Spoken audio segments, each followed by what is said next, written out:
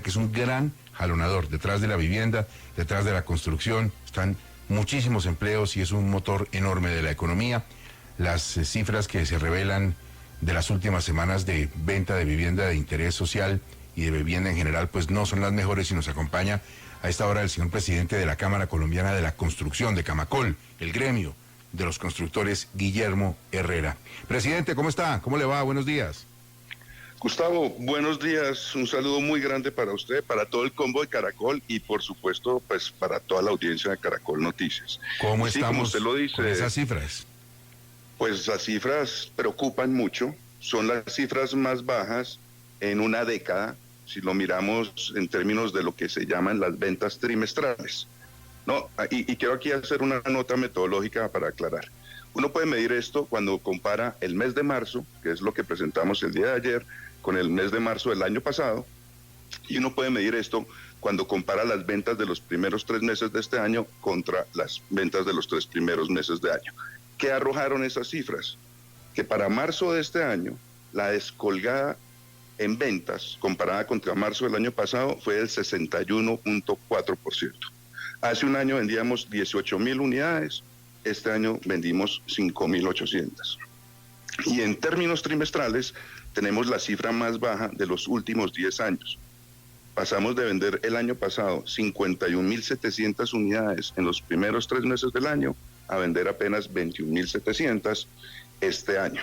Y eso nos pone en las cifras de ventas que teníamos antes del año 2014, por allá en el 2013. Entonces, sí es preocupante porque esta caída en ventas en el futuro, en el próximo año, año y medio, va a tener impacto sobre el empleo, sobre la cantidad de gente, ¿no? de trabajadores de la construcción, mano de obra no calificada, que va a tener menos posibilidad de emplearse en el sector porque vamos a tener menos viviendas para construir. Doctor Guillermo, pero ¿no es cierto también, mirando el vaso, digamos, medio lleno, si es que eso es posible, que veníamos de una década muy buena? Es decir, que la comparación, pues de alguna manera es injusta porque también veníamos de un pico en la venta de vivienda que era inusualmente alto, ¿o no? Bueno, eso lo podemos decir, sí, claro. El año pasado fue un año muy bueno. De hecho, durante el 2021 y el 2022, en el país se vendieron más de 200.000 unidades de vivienda, ¿no? De interés social y diferentes a interés social. Pero con una cosa que es muy importante, por primera vez en la vida, el mercado de vivienda de interés social llegó a representar más del 70% de las ventas. Y eso es importante en un país como Colombia, donde el 79% de la población gana menos de 4 salarios mínimos y es la que compra vivienda de interés social. Pero sí, podemos discutir que en los últimos 2 años se vendieron muchas viviendas de interés social. También podemos decir que en la última década manejamos unas tasas de interés muy buenas, se controló la inflación, pero la verdad es que esto no podemos considerarlo como un movimiento cíclico, ¿no? Que sea un movimiento como abrupto de 1, 2 o 3 años, porque es que estamos devolviéndonos de verdad en un ciclo de casi una década. Entonces, sí es un tema que preocupa mucho, pero además es un tema en el que tenemos que trabajar, ¿no? Desde el sector privado, con el gobierno, porque aquí tenemos que enfrentar varios temas, ¿no? 1, ¿dónde está la financiación para hacer más vivienda? 2, ¿cuál va a ser el futuro de la vivienda en lo que queda del gobierno del presidente Petro, en el Plan Nacional de Desarrollo? Y 3, los nuevos anuncios que ha hecho la ministra de Vivienda sobre la operatividad del programa Mi Casa Ya, que es el programa estrella, la columna vertebral, como dice la misma ministra, para la financiación de vivienda de interés social. Presidente, pero analizando las cifras, ¿esta caída se debe más a las altas tasas de interés que responden a una coyuntura internacional o al cambio en las políticas de financiación del programa del gobierno Mi Casa Ya?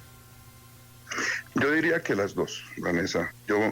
Si uno mira las cifras de lo que pasó desde febrero del año pasado, y hay que reconocer que la caída en las ventas comenzó en febrero del 2022, lo que sí tenemos es que se han acumulado ya 12, 13 meses continuos, todos los meses de caídas continuas, 12, 13 meses continuos de caídas para llevar a unos niveles de ventas que son incluso inferiores a los que teníamos durante la pandemia, ¿no? Mirando aquí, el promedio de ventas durante la pandemia entre marzo y mayo que estuvimos encerrados fue de 6.300 viviendas, hoy tenemos 5.800, e incluso inferior a la que tuvimos en la crisis de los precios del petróleo.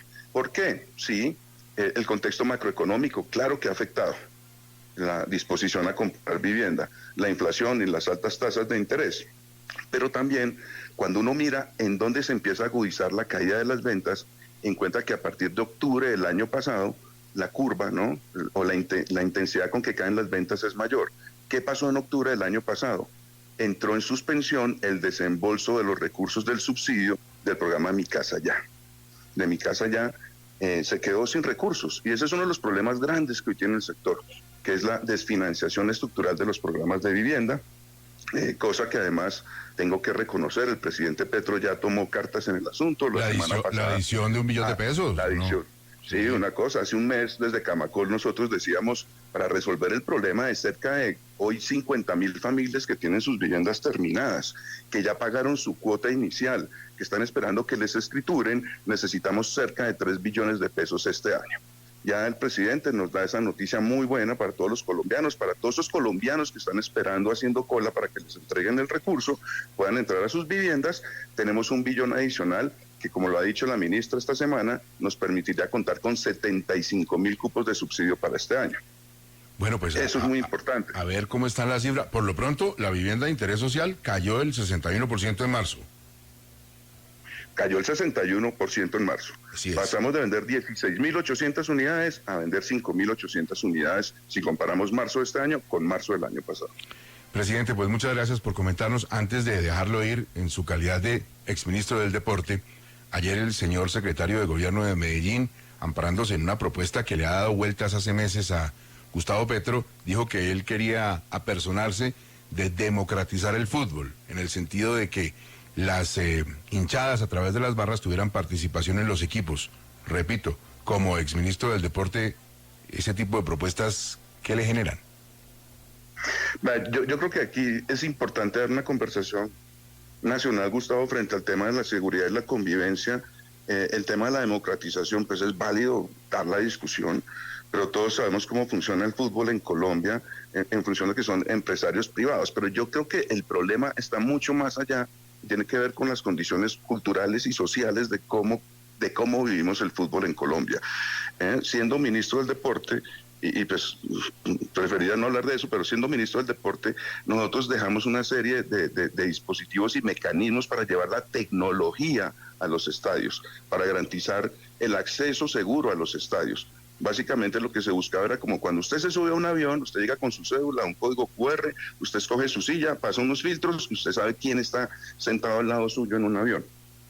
Ese fue el mecanismo que se dejó para implementar, un mecanismo que estaba en cabeza del Ministerio del Deporte, del Ministerio del Interior, y que permitía que integrar las bases de datos, ¿no?, de la policía, de extranjería, de la fiscalía, las bases de datos de las entidades de seguridad del Estado, para integrarlas con la boletería electrónica en Colombia, acabar la reventa, y cada vez que alguien comprara una boleta, usted sabía si esa persona, por ejemplo, tenía un antecedente. Le voy a dar un ejemplo. Si alguien tenía casa por cárcel, pues no tenía por qué estar comprando boletas ni tenían por qué estársela vendiendo. Y yo creo que la discusión tiene que arrancar sobre mejorar esas condiciones de acceso, de seguridad, de convivencia y trabajar con las barras de los equipos, ¿no? Hay que hacer inversión social con las barras también. Hay que buscar cómo vincularlos también a procesos productivos para generar también oportunidades desde el deporte. Y yo creo que eso es parte de la discusión que hay que dar, que creo que es sana, pero que creo que es urgente porque no podemos seguir matándonos en los estadios. ¿Usted sabe si en las CAR, a través del Plan Nacional de Desarrollo, están tratando de meter algún gol, ahora que hablamos de deporte?